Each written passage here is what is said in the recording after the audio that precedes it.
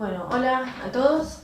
Hoy vamos a resolver un problema para el trabajo práctico 6 de taller, aplicando la metodología de Schnogenfeld. Una breve introducción a la propuesta de él es que, bueno, este profesor de matemática, al recibirse, descubre la obra de Polya, la cual no le había sido enseñada en la carrera, y sus colegas, a pesar de conocerla, tampoco la aplicaban. Por lo tanto, no le estaban prestando demasiada atención a la resolución de problemas, y es en lo que él se enfocó. Alan Schoenfeld decía que la base del conocimiento eran los recursos cognitivos que tenían las personas.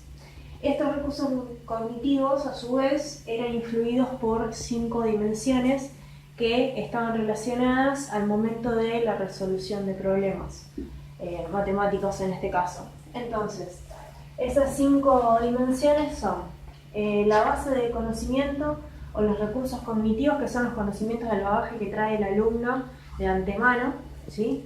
Al momento de resolver un problema, los recursos a los que puede recurrir en ese momento. La segunda dimensión es la estrategia cognitiva heurística, que son las estrategias que tiene el alumno aprendidas, incorporadas al momento de que tiene que interpretar una situación problemática y pensar en un modo de plantearla y resolverla. Las estrategias metacognitivas son estrategias en las que interviene la autoevaluación y la autorregulación a medida que se va resolviendo el problema. Estas estrategias las introduce primero el docente son estrategias que le ayudan al alumno a descubrir nuevas formas de plantear la situación problemática a lo largo que va resolviendo. Y también está la cuarta dimensión, que es la dimensión de afectividad o sistema de creencias. Esta dimensión es la que plantea una barrera entre la situación problemática y el alumno. Es una dimensión,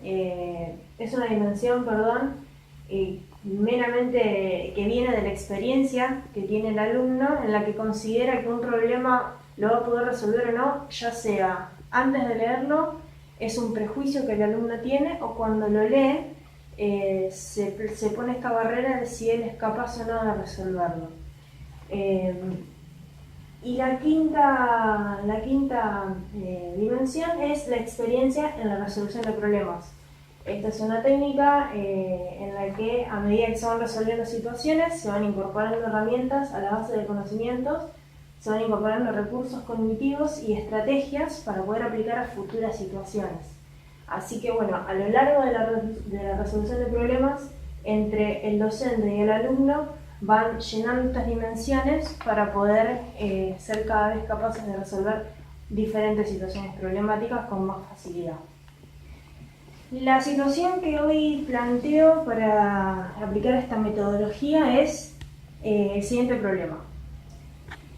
En una escuela que posee huerta comunitaria para su comedor, existe un grupo de alumnos encargado de la misma. A 2 de estos alumnos, Lorenzo y Diego, se les asignó un pedazo de tierra de la huerta en forma de cuadrado, que deben repartirse en partes iguales para cultivar de manera que cada uno le corresponda a la misma área. Las figuras 1 y 2, que ahora vamos a ver, representan las formas que inicialmente consideraron para dividirse el terreno. Otra estudiante, Lorena, le sugiere seleccionar cualquier punto sobre cualquier lado del cuadrado y trazar una recta que pase por ese punto y el centro del cuadrado. Lorena afirma que esa recta dividirá el cuadrado en 2 regiones con la misma área, como se muestra en la figura 3 que ahora vamos a ver, y lo que les planteo como docente a los alumnos es observar las 3 figuras, que son estas. Esta es la figura 1, que es la primera idea que tienen Diego y Lorenzo de dividirse el terreno. Esta es la figura 2, que es la segunda idea que tienen. Y esta es la figura 3, que es la que plantea Lorena,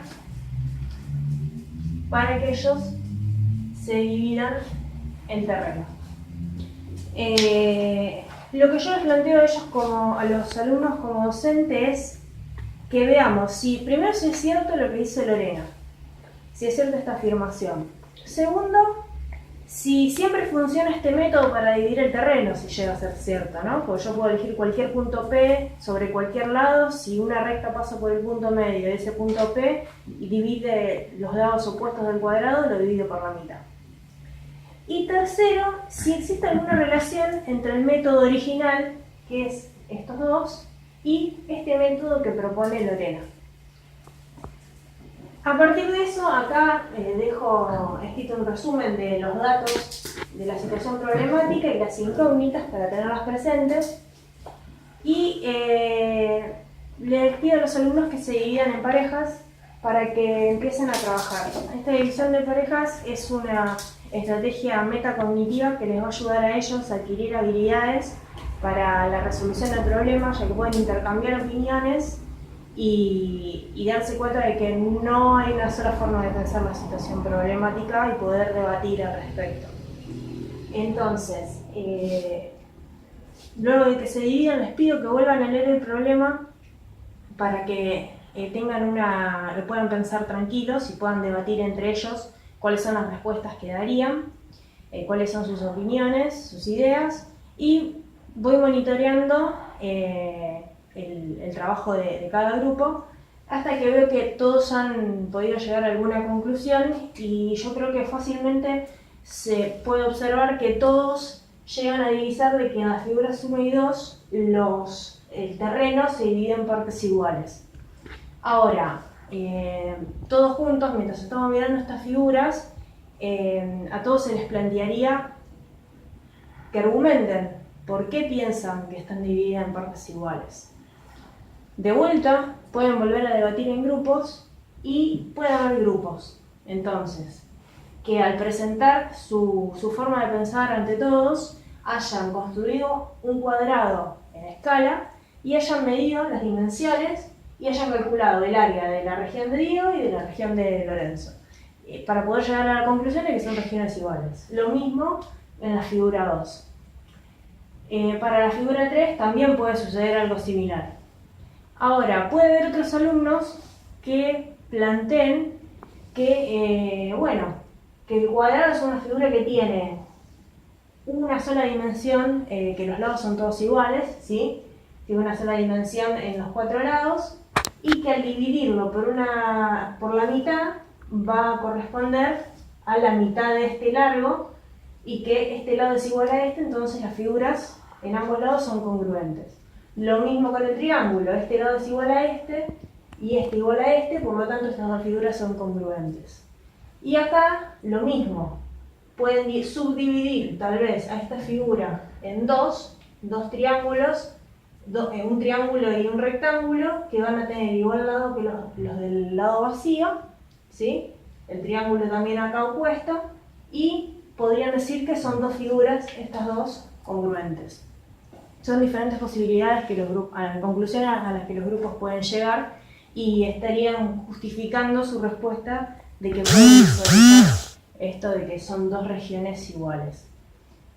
Ahora, les plantearía entonces, habiendo llegado a esta conclusión, que pensemos en argumentos matemáticos un poco más sólidos en por qué son iguales estas regiones, y que empecemos a ver qué pasa con la figura 3 en relación a estas dos, porque, bueno, hay que ver si la afirmación de Lorena es cierta, ¿sí? Lorena, ¿qué proponía? Entonces, que vuelvan a pensar lo que proponía Lorena y que intenten plasmar lo que ella decía, cada uno en su grupo. En el monitoreo les propondría a todos que, comiencen a construir diferentes figuras desplazando este punto P a lo largo de los lados, ¿sí? Siempre dejando el punto M fijo, para que ellos observen cómo se iría dividiendo el cuadrado. Si veo que no lo están haciendo, es el primer paso para ver si pueden llegar a alguna conclusión. Después de que todos hayan avanzado en este trabajo, podríamos ver en la pizarra que si desplazamos, entonces, alguno podría pasar acá para exponerlo, si desplazamos el punto P a lo largo de este lado y este punto P hacia el otro lado, o este hacia acá y este hacia acá, ¿sí? En este sentido, si el punto P llega al vértice B y este P llega el P' al vértice B y P al vértice D, estamos en una situación en la que la recta se transforma en la diagonal del cuadrado y llegamos a la figura 2, ¿sí? Ahora, si desplazamos P' hasta la mitad del lado AB y P hasta la mitad del lado DC, pasando por M, llegaríamos a la conclusión de que estamos en el caso particular de la figura 1. Por lo tanto, la conclusión es que, a la que tienen que llegar los alumnos, obviamente, es que el caso 3 es el caso general y que los casos 1 y 2 son los casos particulares en los que P y P' llegan al punto medio o a los vértices opuestos del cuadrado. Por lo tanto, estaremos respondiendo la primera pregunta de si la afirmación teorema es cierta. Bueno, hasta ahora hemos comprobado que sí. ¿Siempre funciona este método? Es otra cosa, otro desafío que les estaría planteando a los chicos y que lo argumenten con fundamentos matemáticos, de los que ellos disponen de conocimiento base. Bien, entonces, en la continuación de la búsqueda de argumentos más sólidos para poder decir que de esta forma, con el punto M y los puntos P como auxiliares como recurso, podemos dividir a un cuadrado en dos partes iguales, les propongo a los alumnos que tracemos una diagonal, la otra diagonal que una A con C, ¿sí? Para que ellos me digan qué otro argumento podrían encontrar en este caso. Esto lo pueden volver a discutir con sus compañeros de grupo, pero bueno, la idea es que entre todos lleguemos a la conclusión de que ya hemos trabajado este tipo de problemas. Entonces, si observamos, estamos dividiendo a esta parte del cuadrado en dos rectángulos, que es P, C, M y A, MP, son dos triángulos iguales. Este y este que queda acá formado. ¿Qué pasa? Esos dos triángulos son iguales, ¿por qué? Porque podríamos aplicar el criterio LAL, que dice que si comparten dos lados y un ángulo opuesto por el vértice, son iguales. Entonces ahí tenemos un argumento matemático sólido para poder decir que estas dos áreas son iguales, por lo tanto estas dos también son iguales. Bien, habiendo resuelto las preguntas del problema, podemos seguir indagando y plantear subproblemas dentro del mismo para poder aprovechar todos los recursos que se pueden debatir en cuanto a él. Se les plantearía a los alumnos si seleccionamos en vez de M, que es el centro del cuadrado, ¿no? Si seleccionamos otro punto P en cualquier lugar del cuadrado, ¿qué sucede si unimos ese punto P con cada uno de los vértices? ¿Estaríamos dividiendo al cuadrado si sombreamos las áreas opuestas por el punto P? ¿Estaríamos dividiéndolas en dos partes iguales? Si el área sombreada es de Diego y el área vacía es de Lorenzo. Bueno, los chicos pueden trabajar nuevamente con sus parejas y empezar a mover este punto P y ver a qué conclusiones llegan. Seguimos monitoreando la situación en los grupos y después hacemos una nueva exposición y podríamos observar que, bueno, nuevamente ellos pueden medir y justificar con medidas, ¿sí? O decir lo que intuitivamente pueden observar, pero si les propongo que tracemos dos perpendiculares a los lados que pasen por el punto P, como esta y esta, ¿sí? Si a ninguno se le ocurrió, lo estaría proponiendo yo. ¿Cómo podríamos justificar que las áreas sombreadas y las vacías son iguales? Bien, acá se puede observar fácilmente que al dividir en 4 partes el cuadrado, quedan rectángulos, ¿sí? Y cuadrados, que están subdivididos con triángulos. Entonces, este cuadrado que queda acá está dividido en 2 por el punto DP, por el segmento DP, y divide en 2 triángulos iguales. Por lo tanto, este área sombreada es igual a este área vacía. Lo que le toca a Lorenzo es igual a lo que le toca a Diego. En este caso lo mismo, hay otro rectángulo dividido en 2 triángulos por la diagonal. Por lo tanto, estas 2 áreas son iguales. Esta es igual a esta es igual a esta es igual a esta porque acá queda otro rectángulo. Y acá queda el cuarto rectángulo, por lo tanto, esta es igual a esta. ¿Sí? Entonces, tenemos tantas partes iguales sombreadas como vacías y estaríamos dividiendo en partes iguales a los 2 compañeros. Ahora, ¿qué otra forma hay de seleccionar un punto P en cualquier lugar interior del cuadrado y poder dividir en 2 partes iguales, en 2 áreas iguales al mismo para poder repartirlo entre los compañeros?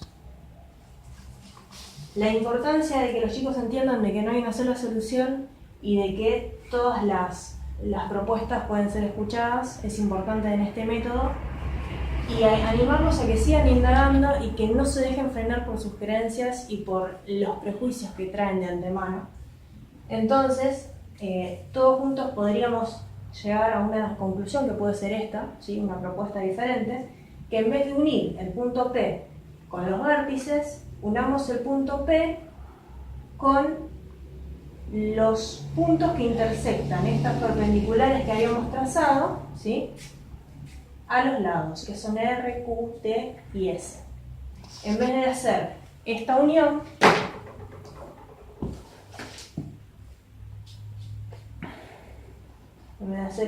de puntos con los vértices de P, hacemos la unión de P con los puntos que cruzan las perpendiculares a los lados. Y después trazamos el polígono, el cuadrilátero que queda de unir esas intersecciones, dejando el punto P adentro. Si observamos acá también, vamos a ver que quedan delimitados 4 rectángulos, ¿sí? Y los 4 rectángulos están divididos en 2 triángulos que son iguales, porque pasan por sus diagonales estas rectas. Por lo tanto, hay igual área sombreada que área vacía. Esta es otra forma de poder resolver la última pregunta que les hice a los chicos. Y así se podría seguir trabajando con este mismo problema a pesar de haber respondido a las preguntas, para poder seguir aplicando lo que los chicos ya saben a nuevas formas de pensar distintas situaciones. Bueno, con esto termino de resolver el problema aplicando el método y acercando un poco la resolución de problemas a la realidad diaria de los alumnos, y que se animen siempre a resolver un poco más. Saludos a todos.